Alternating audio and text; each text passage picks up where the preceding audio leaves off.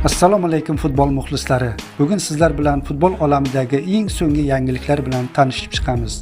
Agar kanalimizga obuna bo'lmagan bo'lsangiz, obuna bo'ling va ushbu videoga kanalimiz rivoji uchun like bosishni unutmang.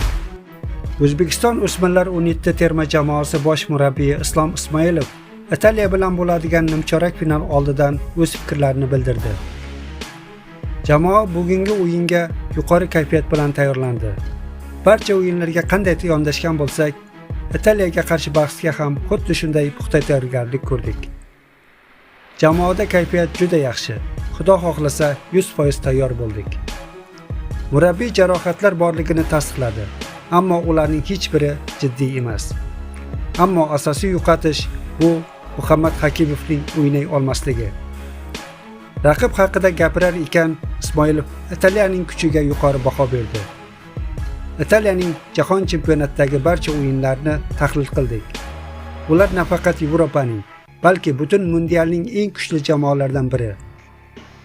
Lekin bizning jamoada xarakter bor. Ishonamanki, bugun futbolchilarimiz bor potensialini ko'rsatishadi, dedi Islom Ismoilov. Endi e'tiborni muhim faktlarga qaratamiz. O'zbekiston o'smirlar 17 2024-yil Osiyo chempionati g'olibi va shu tariqa jahon chempionatida ishtirok etish huquqiga ega bo'ldi. Italiya o'smirlar 17 2024-yil Yevropa chempionati g'olibi. Taktik va mental jihatdan yuqori darajadagi tayyor jamoa. Demak, bugungi uchrashuv Yevropa va Osiyo chempionlar o'rtasidagi bahs bo'ladi.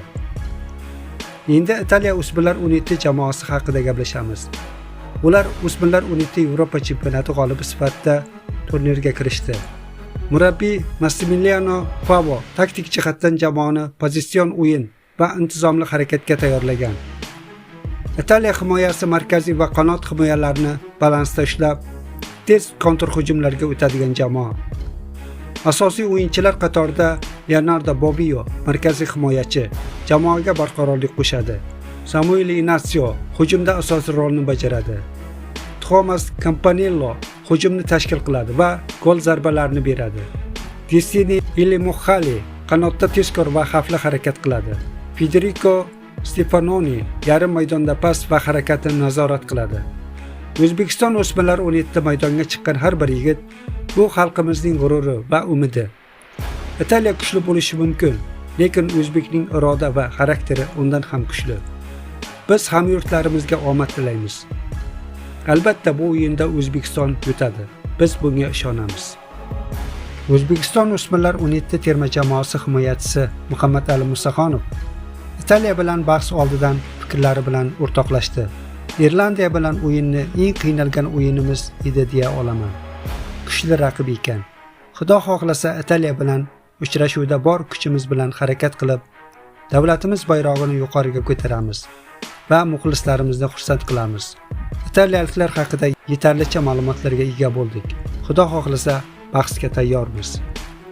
Har bitta o'yinda bizni qo'llab-quvvatlab turgan muxlislarimizga rahmat. Ham ulardan faollik kutamiz. Biz ham shunga yarasha g'alabani tortiq qilamiz degan umiddaman, dedi Muhammad Ali Musaxonov. Eslatib o'tamiz, o'smirlar 17 jahon chempionati nimchorak finali doirasidagi Italiya bilan uchrashuv bugun Toshkent vaqti bilan soat 12:30 da boshlanadi. Xabaringiz bor, bugun Al Ayn Cup finali bo'lib o'tadi.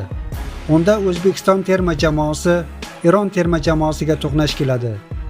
Raqibimiz Eron terma jamoasi ustozi Amir Galinoyi quyidagi futbolchilarni ushbu FIFA kunlari uchun jalb etgan edi. Kabo-Verdiga qarshi o'yindan so'ng Eron terma jamoasi tarkibida o'zgarishlar bo'ldi. Sepaxon klubi o'yinchisi Amin Hasbabiy va Rostov o'yinchisi Muhabbat Mohibbi jarohat sabab klub ixtiyoriga qaytdi. Mohibbi o'yindan keyin o'zini yomon his qilgan. U Kabo-Verdiga qarshi o'yinni to'liq o'tkazgan edi va penaltilar seriyasida ham gol urgan.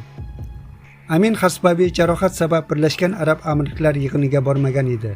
Amir Galinoyi ularning o'rniga Al Nasr Dubay o'yinchisi Mehdi Gaidi va Al Ittihod Kalba o'yinchisi Muhammad Bihti mohibiylarni chaqirdi.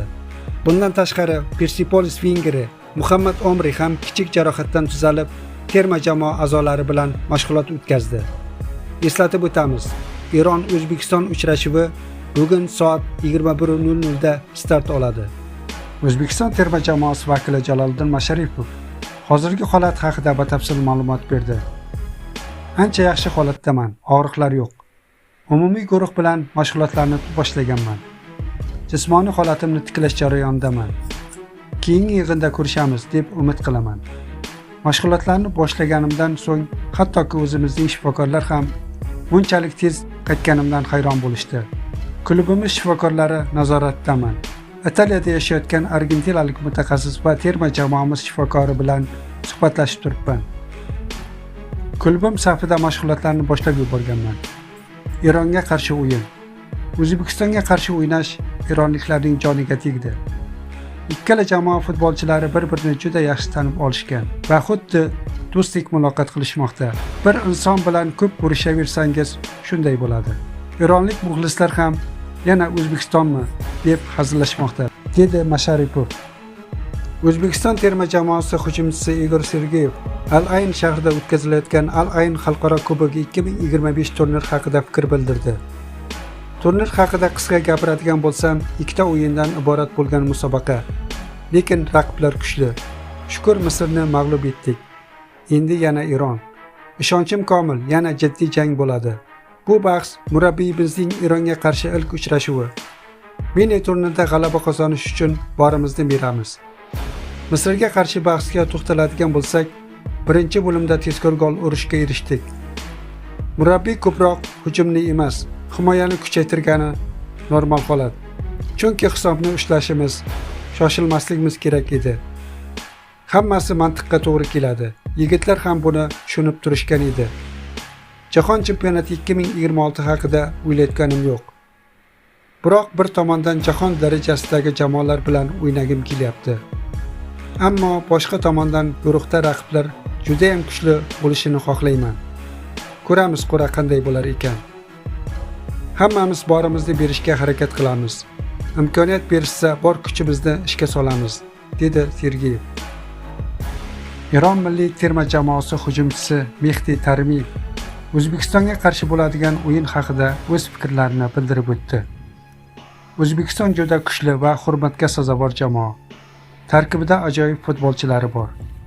Lekin o'ylaymanki, so'nggi 1 yil ichida bir-birimizga juda tez-tez to'qnashib kelayotganimiz ham biz, ham o'zbeklar uchun biroz zerikarli bo'la boshladi.